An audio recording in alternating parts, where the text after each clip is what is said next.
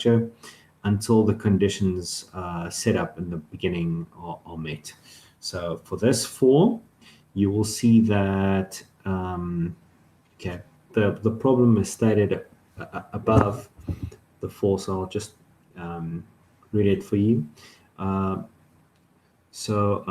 need to iterate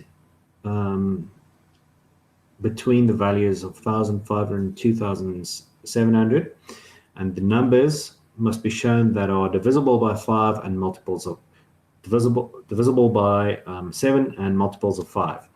So that for will go through 1,500. We'll start at that value and work up to 2,701, and it will generate each number in those steps. So 1,500, 1,501, 1,502.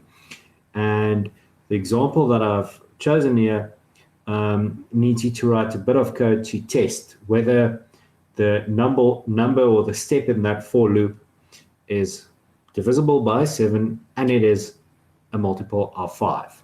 So that is the main idea behind a for loop. It just keeps on running for each one of those steps.